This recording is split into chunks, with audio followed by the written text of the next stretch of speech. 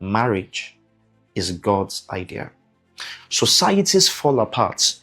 Civilizations, they fall apart. Immediately, we start trying to shift away from God's manual of operations. The moment we start shifting into, I'm going to do how I feel, oh God, you are going to be so lost. God says that for destiny, you need someone you can be naked with and not be ashamed. Cheating is not an option. Having side chicks is not part of the deal.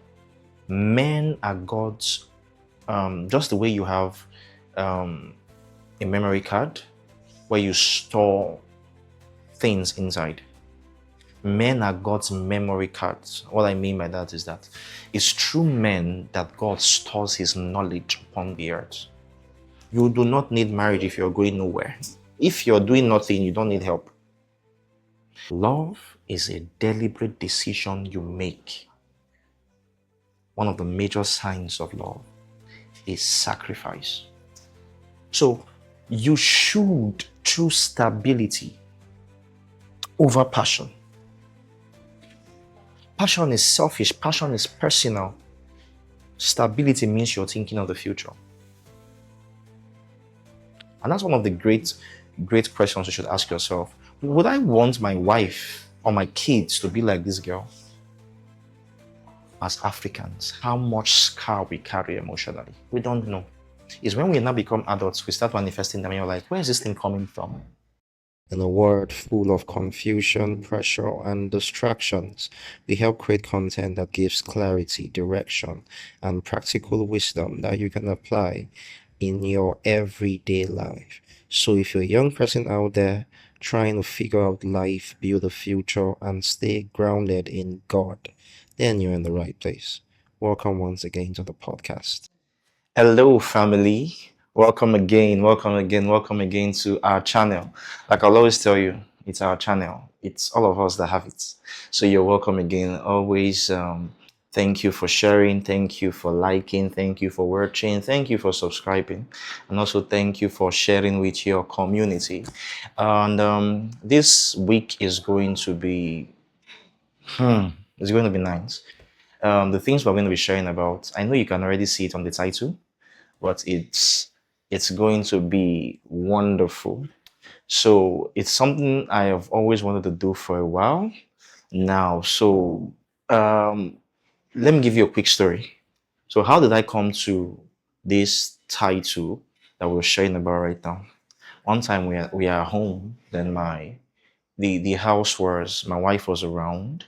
We have a baby, a son, and it is anybody who has a son, they know his work is serious work. To be able to, it's work. Child raising is work.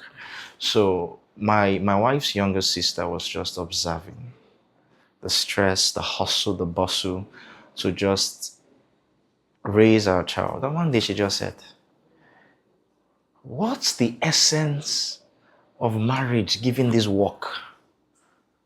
Why do we have to go through so much stress just because we want to get married? And I could hear the concern, the genuine concern in her voice. Immediately, it just had to hit me. Like, I have to talk to this generation on this matter. So this week and today, we are sharing about Gen Zs and marriage. Gen Zs and marriage. Questions young people are asking about marriage and relationships. And probably you can put in there courtship. Once again, you're welcome. So let's get right into it. Gen Zs and marriage. So we have questions sent in. We have questions that we believe will be at the heart of any young person right now in this generation, in this time, in this season. So basically, what we've done so far is to be able to segment them into about 5 different areas. So what I'm thinking is that possibly we're going to have 5 different episodes for this. Gen Zs and marriage, questions young people are asking as touching marriage, relationship, courtship, and everything within that circle. Definitely, like it's not going to be exhaustive, but we'll do the best we can, giving you answers with this framework of scriptures, God's perspective, and let's see how it goes. So let's get right into it. The first question here, we have about 30 questions, and they are all segmented into various sections. And as we read them, you'll be able to tell. The very first question here is, do I need to be married to have a fulfilled life? Do I need to be married to have a fulfilled life?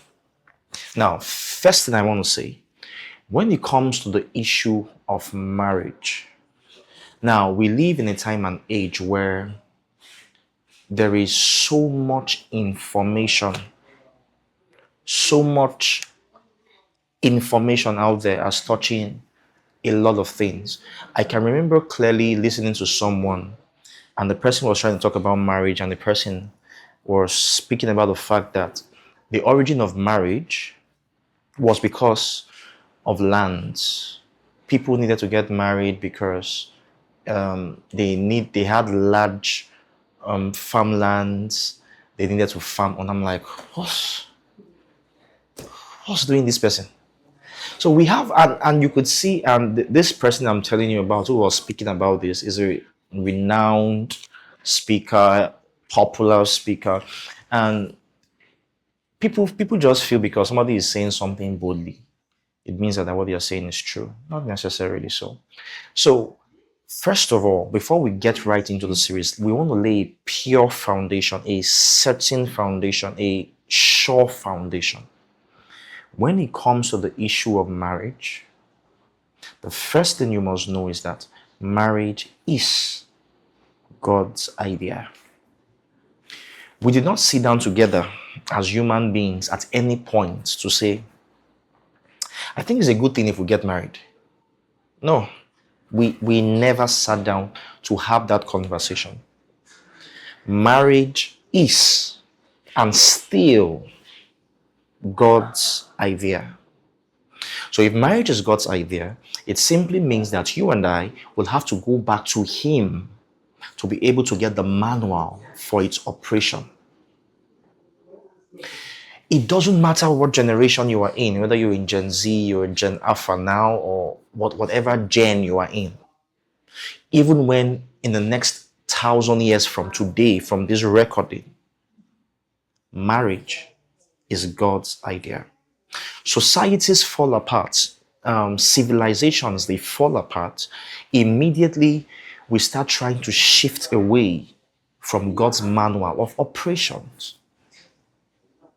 The moment we start shifting into, I'm going to do how I feel, oh God, you are going to be so lost.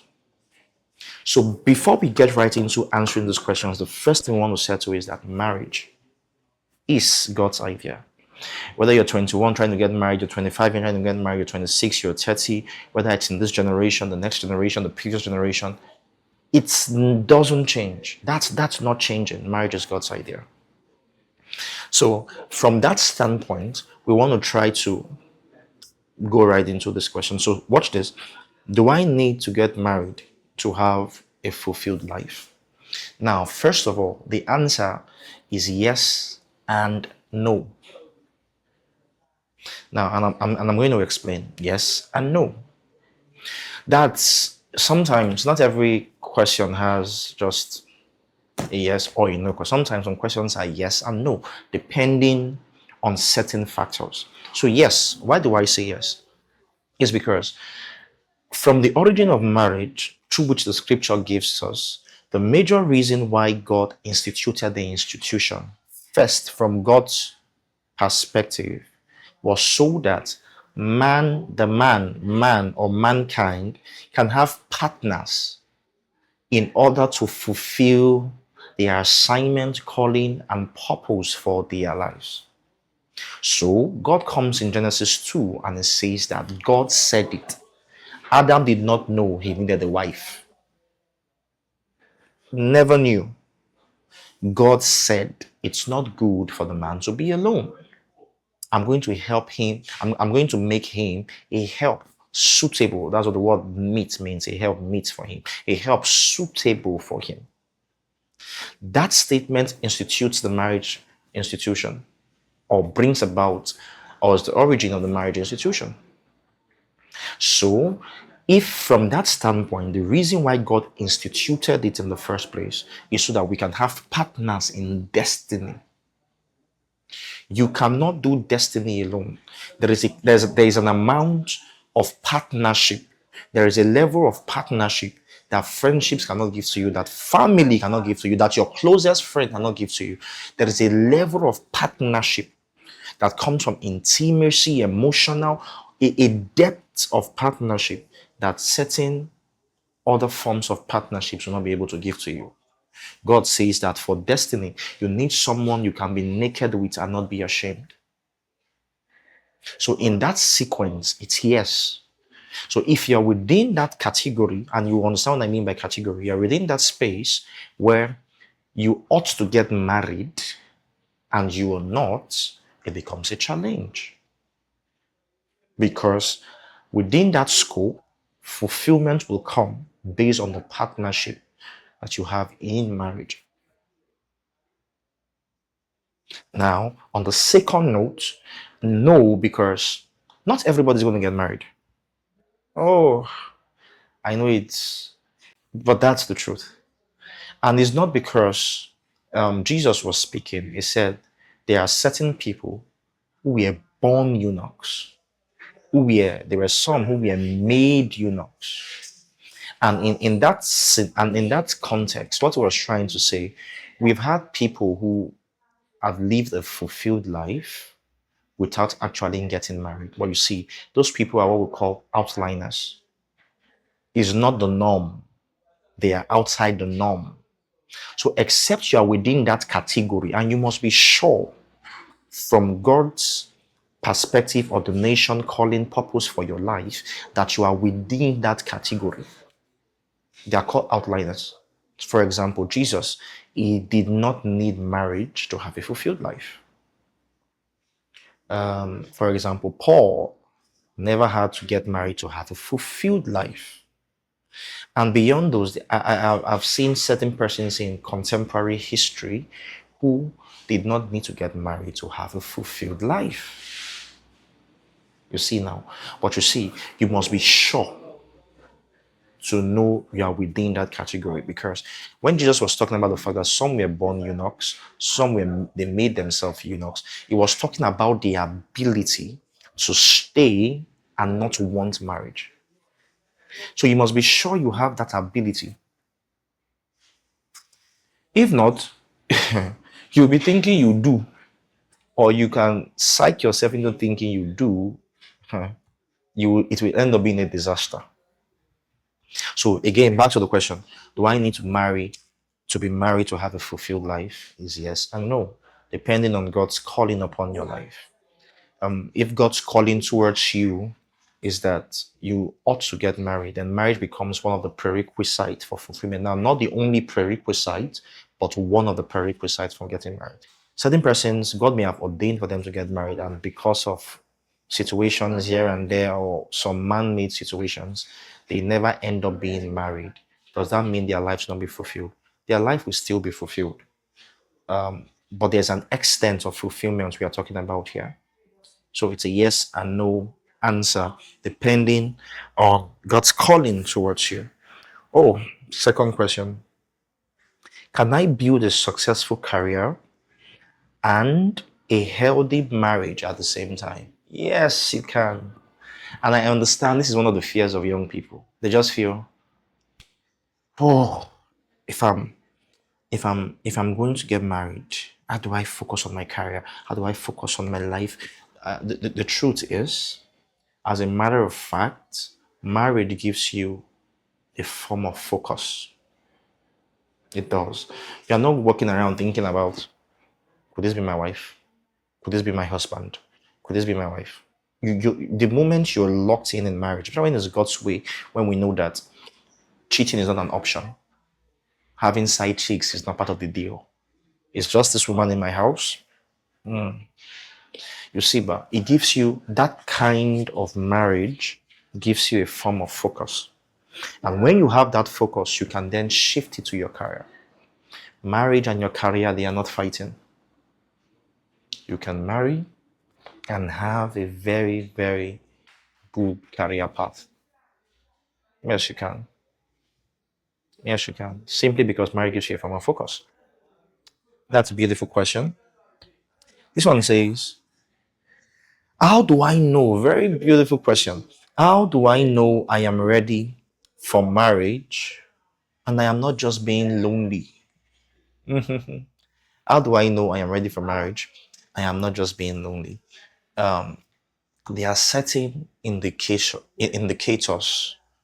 that kind of tell you that it's time. It's time. Now, like we said, first thing, the reason God instituted the marriage institution was not just for sex and having children. That is a part of it. I will get there. It's first for assignment, for purpose, for destiny. That was the first reason. So that you can have a partner for destiny at a level of vulnerability for destiny. The days where you are broken, that's what the Bible said, that woe to him who is alone. So that the days where you are broken, the days where you are heartbroken, you are down, you are out, you will have someone at a very intimate level that will be able to raise you up. Partnership. Second reason why the Lord instituted the marriage institution is for, like we see in Malachi, is so that he can propagate the earth with godly seeds. Men are God's, just the way you have a memory card where you store things inside. Men are God's memory cards. What I mean by that is that it's through men that God stores his knowledge upon the earth. And it's through men he propagates that knowledge to the next generation. So the word for it in Malachi is called godly seeds. God wants to make sure he propagates this earth, or he populates this earth with men, women who are having his knowledge. So multiply, have dominion, and fill the earth. But it doesn't just want to fill it with just anybody, but it should be with people who have his knowledge. Because the mandate of man is still to have dominion upon the earth. But you see now, it's only the man who has the knowledge of God in his image that can have that dominion. So God needs that godly seed to be able to establish the original mandate. Marriage institution, or the godly marriage institution, that becomes a platform for that. Now watch this. So part of the second indication is that you have a form of assignment and a purpose that you have been able to pull in. You have what your life is about. You do not need marriage if you're going nowhere. If you're doing nothing, you don't need help. So when you're doing something is when you need help. So you need a form of responsibility. Something that your life is about is the first indication that I think I need a partner for this thing. That's what marriage is. Secondly, the next thing you need, and that becomes an indicator, I would say this, but sometimes I'm skeptical about saying it because society has made a mess out of it, is age. There is a level of maturity that comes with age, and age can be an indicator also. But I'm not going to spend much time on that because we already know that. But the problem with that is that's the only thing society talks about. Age. It's one of the indicators. It's not the only indicator. So there is a level you will start getting to, you will know that I think I should get married. Not because society is telling you to get married, but because there are certain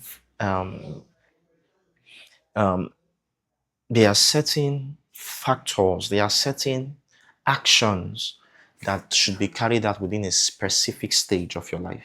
Now, what I mean by that is it's a great blessing when purpose, assignment, your calling is now merging with age. Sometimes people become of age and there is no assignment.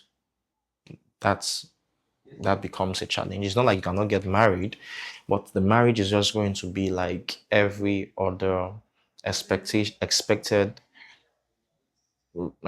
cycle in society. But what makes it beautiful, there is a merging of purpose, assignment. Your life is about something, and age. A third indicator I would like to throw in there, after having a sense of responsibility, after becoming of age to an extent, someone may be asking, how old? There is not really, what we measure is maturity in the age. That's one of the reasons I believe God did not tell us how old Adam and Eve were, because He did not want that to become the focus. But by age here, I'm talking of when you become of age. It's not when you become of numbers. It's when there is a form of maturity that has entered. The next thing I feel will help is that have some form of income. You don't need to have all, just some form of income that has the ability to grow. Not that specific stream of income that will have the ability to grow. Just the fact that you can always scale from there, you can always move from there, you can always go higher from there. Just have some form of income. And I've seen God bless people. The Bible said that he that finds a wife finds a good thing and obtains favor from the Lord. I've seen God open people's lives. When they married, nothing to write home about. But now that they are married, their life just opened. That's one of the reasons I believe that one of the biggest disservice you can do to your spouse, especially if you're a man, is to cheat on them. Reasons being that your life is 1,000 times now more better because God saw you have a responsibility to take care of and He opened your life. You should not use that blessing to now cheat on the one who, for whom, because of them, the Lord opened the door. We must be careful. So those are some of the indicators that you can say that I think I'm ready and I'm not just being lonely. Okay. Next question here is wanting to get married a sign of weakness or dependency? No, it's not. No, it's not a sign of weakness at all. As a matter of fact, it's a sign of wisdom. It's a sign of self-awareness. It's a sign of you knowing that I can't do life alone. Life is too complex for that. I need a partner to do life with.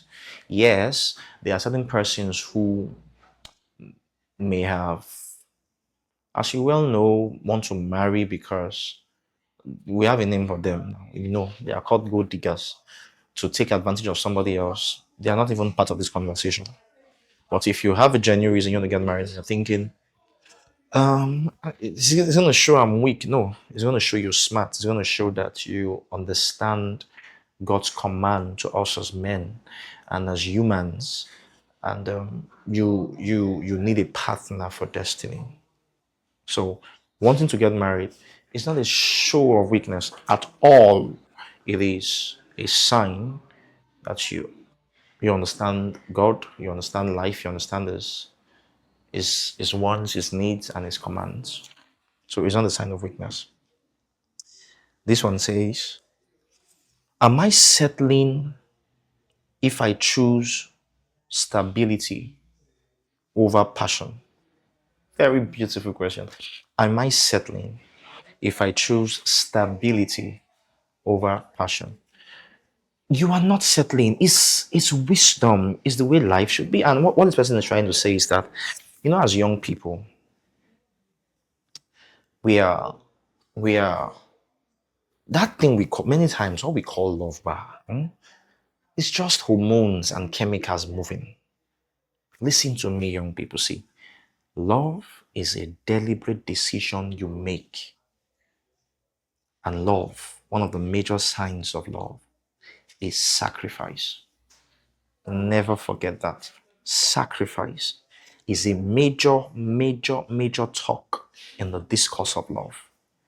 And it's something many young people do not know. They think love is a feeling. Love is saying, I want this person's life to be better than I met it. Imagine the young man carries that mindset into the courtship or into marriage, and imagine the lady carry that mindset into marriage. We will all live better.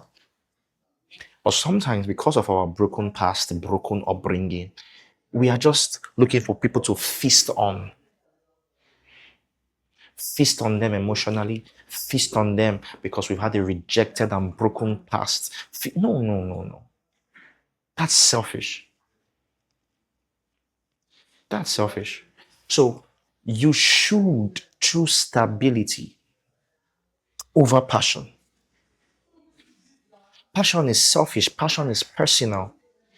Stability means you're thinking of the future. And I'm not just talking about financial stability here. I'm talking of the fact that stability that involves the fact that you've made a deliberate, conscious decision that I'm not just going to follow my feelings. This guy, for example, two guys, this one is calm headed. It looks like he has where he's going to, but he doesn't really have the kind of finance. But I would want my children to be like him. And that's one of the great questions you should ask yourself when you want to get into a relationship and that's going to lead to marriage. Because I'm hoping that relationships will lead to marriage, even though now it's something else in our generation. Why should you be sleeping? You see, so it's one of the great questions you should ask. Things like, would I want my wife or my kids to be like this girl? Or I just want to sleep with her, then when I want, or I just want to sleep with him. When I want someone my kids will be like, when I meet them, I'm going to get married to them. Do I want my kids to be like this guy, or I just want his money and have fun? By the time you're thinking of fun, you're thinking of passion, you're thinking of those things, you're just thinking of yourself. You're not thinking of the future. And that's the pitfall. One of the pitfalls of being a young person. One of the pitfalls. The young person has the high tendency to always think about the now, the now, the now, the now, the now. Barely do they think about the future, or rarely do they think about the future. But you see, Bar, one of the great indications you should ask is, I am choosing stability. I'm choosing the stability of his character, the stability of her character. I'm choosing the stability of not just their finances. That is at the end, but it's not the major thing. That's not the only thing you need. How stable is their character? How stable is their attitude? How stable is their mindset? I'm choosing that over this raging passion I am feeling within. Final question on this episode as we go. Oh, powerful. I think we're going to enter into this more in the next episode. It says that, can people who grew up in a broken home or people who grew up in broken homes actually have healthy marriages? Yes, you can. But it's going to take work. You're going to take work of first identifying those areas of your life that those broken marriages and broken homes had scarred you. See, therapy is a real thing. And I'm not saying it as one who maybe have, see, we do not know as Africans how much scar we carry emotionally. We don't know. It's when we now become adults, we start manifesting them and you're like, where is this thing coming from? So first of all, for you to have a healthy home as a married person, the first thing, you must be able to identify where you've been scarred from where you're coming from. There is an area of scar. Number two, be willing to admit you've been scarred. Because the greatest problem we'll have in these issues is getting people to admit that, Kai, maybe I have a problem. And you see, but that problem is half solved, is 50% solved by the time you admit there's an issue here. I am broken, I am scarred, I am the way I am. So identifying, admitting. Then number three, willing to do the work to heal from those scars. You don't know, for example, think about it. You never had a father figure in the house as a man. Nobody ever was like a father figure to you that to say it was a model, it could give you direction. You've never had a father figure. How do you think you can be one to your own kids? Except you by the providence of God and also by your cooperation to being deliberate, you are able to find those models, work in it, heal of that opening before you can model that to your kids. True. That's the only way. Imagine as a lady, you never had a proper model in our mother or in a mother. And kudos to all the mothers and fathers out there. They did their best. But for us in our generation, there is more we have to do.